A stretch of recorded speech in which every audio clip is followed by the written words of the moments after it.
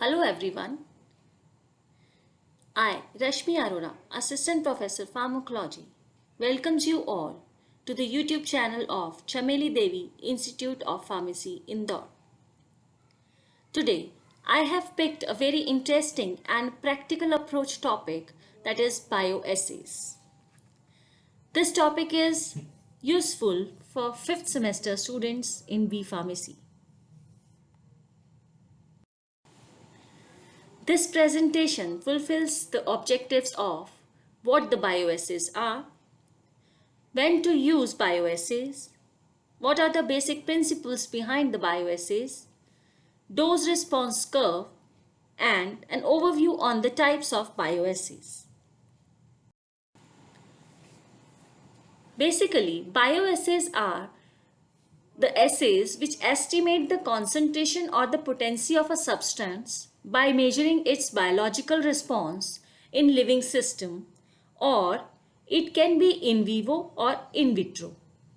The observation basically note down the pharmacological effects on living tissues or cells, microorganisms and animals. There are various types of assays. Major three are chemical assays, immunoassays and microbiological assays. Chemical assays can be justified and authenticated by spectrophotometry, spectrofluorimetry or chromatographic techniques. The most important question comes in the mind with bioassays are when to use or implement or go for the bioassays. When we do not know the active principle of a drug, then we should proceed for bioassay. When the active principle cannot be isolated, then bioassay should be implemented, or the chemical method either is not available, or if available, then it is too complex. Sometimes the active principle is very costly. In that case, we are required to move with the low doses. And that time bioassays can be used up, because in that assay technique, very less concentration or very low doses can be useful in giving the fruitful results. When the chemical composition is not known, in that case we can implement bioassays.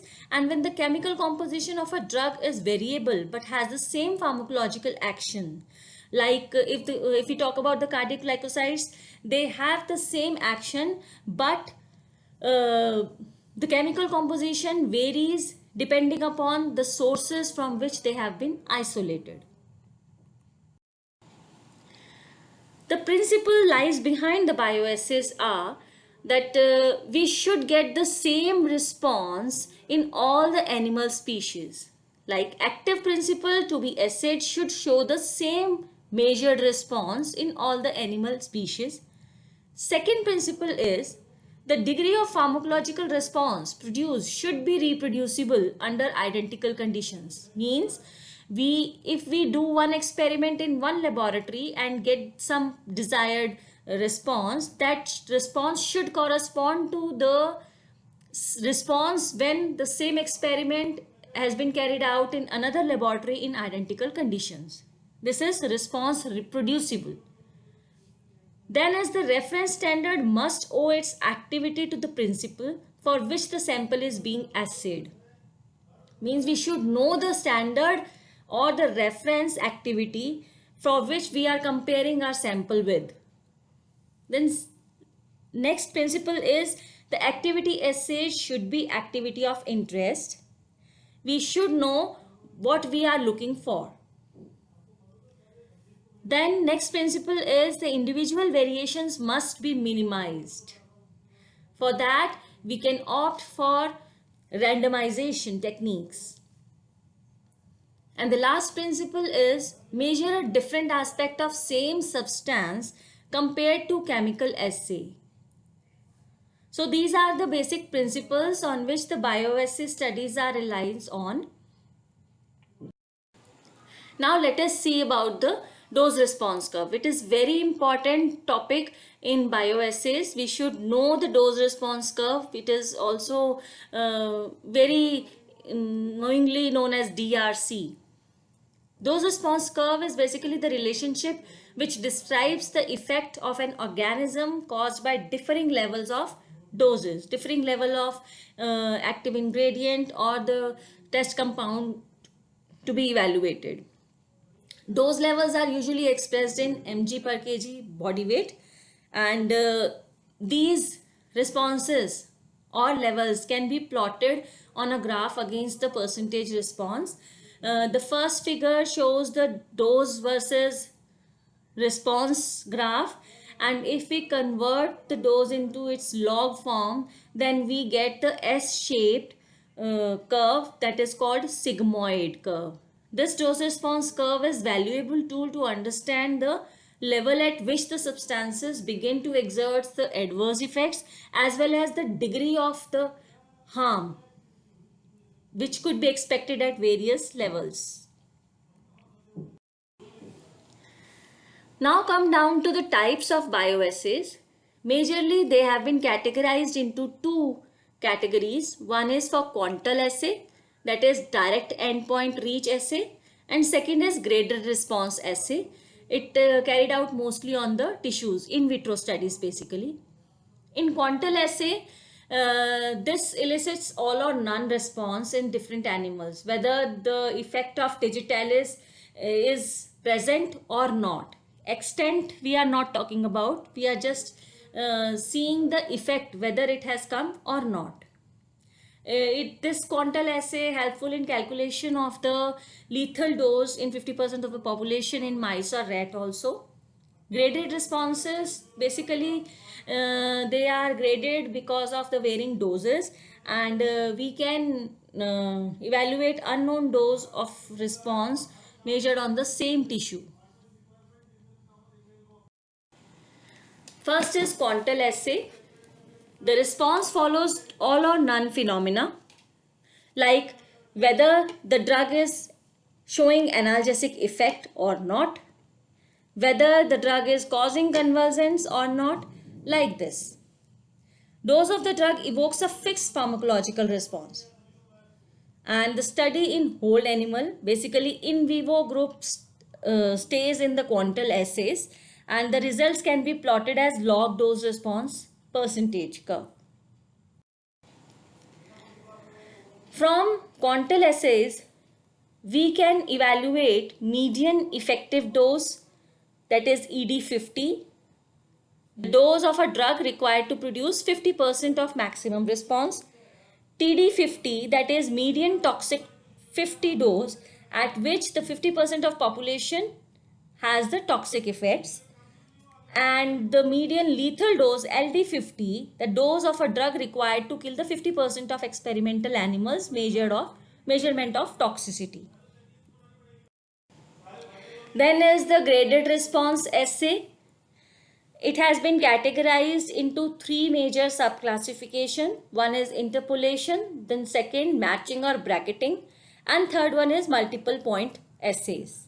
Interpolation assays, in this assay concentration of unknown is read from the standard plot of DRC and of at least 4 submaximal concentrations. And matching point or bracketing assay, it consists of dose bracketed within the varying doses of standard, and we bracketed it till the exact match is obtained. It is used when the test sample is too small and but inaccurate and margin of error difficult to estimate. So this assay is not very good. Rather, multiple point bioassays are mainly used because they are more accurate and specific in nature. Multiple point bioassays could be 3-point bioassay, 4-point bioassay, and it can end up to 8-point bioassay as well. They have the principle of both the matching and the interpolation method.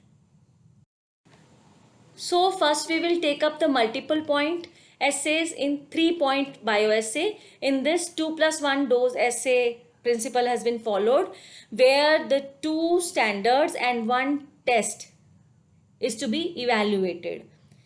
We have taken the example of acetylcholine. This method is very fast and convenient. For that, we have to first record the normal DRC, and we have to plot this against the log dose to the percentage response.